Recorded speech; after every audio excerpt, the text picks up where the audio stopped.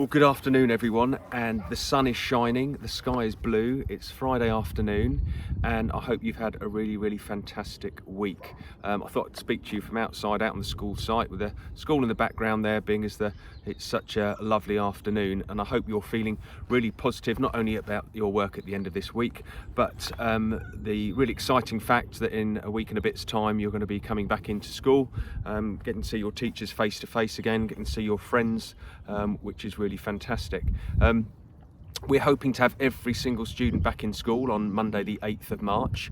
In order to do that, we are going to offer you your first COVID test next week, and I have included a letter in the email that I sent you with this video link in, and a letter to your parents explaining exactly how we're going to do that, because we need each year group to come in for their test at a different time next week, and the letter has details of exactly how that's going to work. So can you read that really carefully, please? Read it with your parents, talk to them about the allocated slots that your year group has got for coming in and how you're going to manage that. That'll be really helpful. It will just save a huge amount of time that first week back when we return to face-to-face, to avoid you being out of lessons for too long, because I'm sure you're looking forward to getting back into your proper lessons, seeing your teachers, and getting things as much back to normal as we possibly can.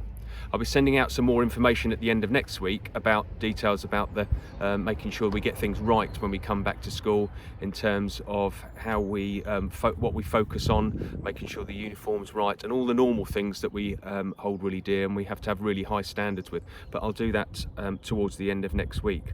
So please read that letter about not only the testing next week, but how we return to school as well. One of the main changes in school is that you are going to be required to wear your face mask at all times during lessons as well. That's a government guideline, a recommendation that we are going to adhere to.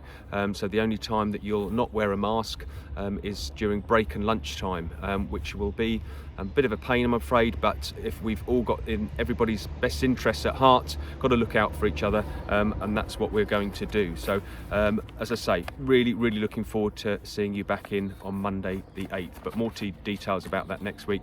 Read the letter with your parents. Obviously, as Lent continues, we continue our Lenten theme of Walk for Water that Kevin introduced last week, earlier this week, and there'll be some more information about that in your assemblies next week. And so we are supporting the CAFOD Walk for Water campaign, where the challenge is to try and walk 10,000 steps every single day, in light of to try and raise money for that campaign, which is all about providing fresh water and funding for those people around the world who suffer from water poverty, don't have access to water, don't have access to clean drinking water, or water to wash themselves, things that we really take for granted.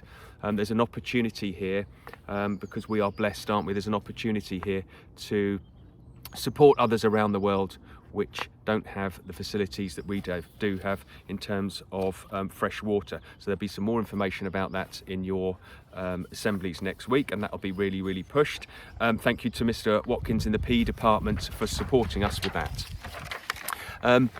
The main thing that you can do, as I say, is walk your 10,000 steps every day, and you log that and you send that information in, and we can log how many steps we've done as a school as well and as a year group. And we would really like you to get sponsorship if you can do that. But if you can't get sponsorship, or you would choose not to, then please just do it in solidarity with the thousands of people around the world who are taking part in this campaign as well, for Walk for Water. So that's our Lenten campaign. It's something that you can get involved in, whether you are at school or not. On a beautiful day like this, what is there better to do than get out there after you've done your schoolwork and do your 10,000 steps? And thank you to those people who have already been sending in screenshots of their Strava, of their smartwatches, of their phones, of their pedometers, showing how many steps they've completed this week. Saw one screenshot from Stan Malta in 8TE, who've done 17,000 steps, 17,304 steps on one walk or one day. So well done, Sam, leading the way there, I think, as well. So that's really good. In terms of shout outs, just got a couple of things that have been great that have been going on this week. The first is well done to all of you in Year 7 who have taken part in the Technology Monster Challenge. It was a project run by the Technology Department as part of your learning. Some amazing innovative ideas coming out about creating your monsters, so well done to everybody there. Anna McGuinness made some monster cupcakes. Hang on, I've got a photo here.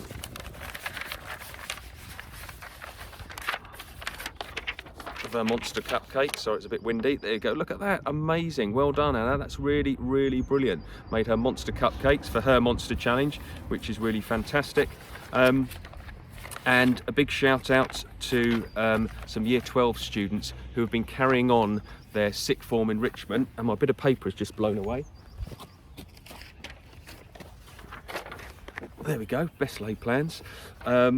Shout out please in Year 12 to Susie Staskiewicz, Marianne Ashford and Freya Payne. They've been running a Wednesday afternoon curriculum enrichment cooking challenges throughout lockdown. They've been sending out their recipes and it's been those three girls mainly participating, but they've been sharing what they've been doing with the rest of the sixth form. So thank you to you three. It's great to hear about all the things that you're doing other than your learning. So that's where I'm going to stop my message for this week. I hope you have a really good weekend and have a good rest. And as we come to the end of our lockdown, I think what I'd really like to set you for this week's challenge is to have a little bit of time to think about what you've learned from this experience. By the time you come back to us on March the 8th, you will have done 8 weeks of remote learning with a half term in the middle there.